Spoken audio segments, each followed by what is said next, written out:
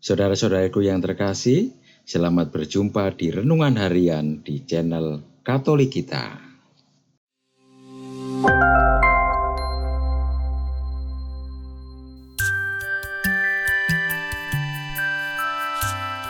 Hari ini, Minggu 23 Juli 2023, Pekan Biasa ke-16. Bacaan diambil dari Injil Matius, bab 13, ayat 24 sampai dengan ayat 30. Sekali peristiwa, Yesus membentangkan suatu perumpamaan kepada orang banyak. Katanya, hal kerajaan surga itu seumpama orang yang menaburkan benih baik di ladangnya.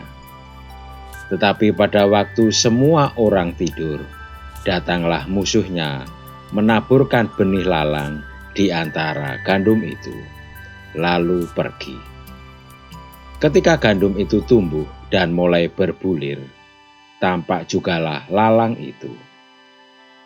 Maka datanglah hamba-hamba tuan ladang itu dan berkata kepadanya, "Tuan, bukankah benih baik yang Tuan taburkan di ladang Tuan? Dari manakah lalang itu?" Jawab tuan itu, "Seorang musuh yang melakukannya." Lalu berkatalah hamba-hamba itu, "Maukah Tuan supaya kami mencabut lalang itu?"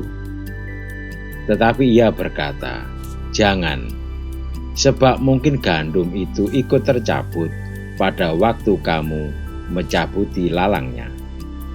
Biarkanlah keduanya tumbuh bersama sampai waktu menuai tiba.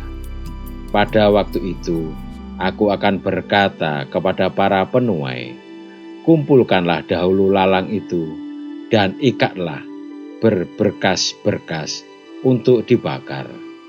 Kemudian kumpulkanlah gandum itu ke dalam lumbungku."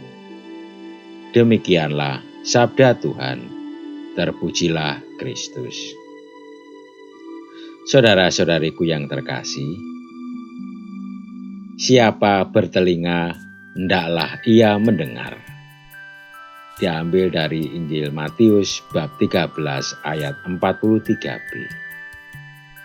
Hidup pada era digital dengan kemajuan teknologi amat cepat membuat manusia menerima banjir informasi dalam waktu singkat.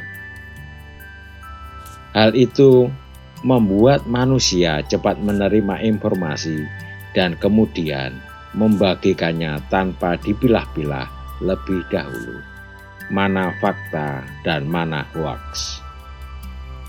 Banyak orang menjadi pribadi reaktif, mudah terbawa amarah atau mudah tersinggung karena pengaruh kecepatan informasi dan kedangkalan berpikir, sehingga membuat hidup mengalir begitu saja.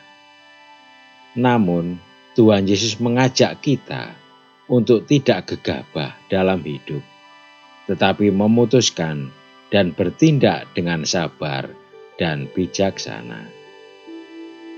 Manusia pada era digital ini, termasuk kita, pernah belajar untuk sabar dan bijaksana.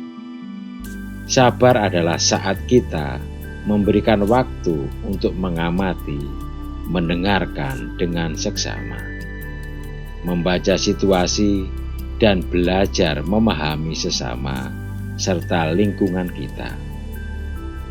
Bijaksana adalah saat kita mau mendengarkan dengan seksama, membaca secara lengkap dan teliti, serta berpikir lebih mendalam sebelum mengambil keputusan atau bertindak. Kita dapat mengikut sertakan Roh Kudus agar dapat memaknai hidup kita lebih dalam. Akhirnya kita dapat berdoa kepada Tuhan dan hidup dalam tuntunan Roh Kudus. Marilah kita berdoa. Tuhan Yesus, ajarlah kami untuk mengikut sertakan Roh Kudus dalam hidup kami, sehingga kami sabar dan bijaksana dalam hidup ini. Amin. Saudara-saudariku yang terkasih, terima kasih atas kebersamaannya di dalam renungan harian ini. Kita akan berjumpa kembali di renungan harian berikutnya. Berkah dan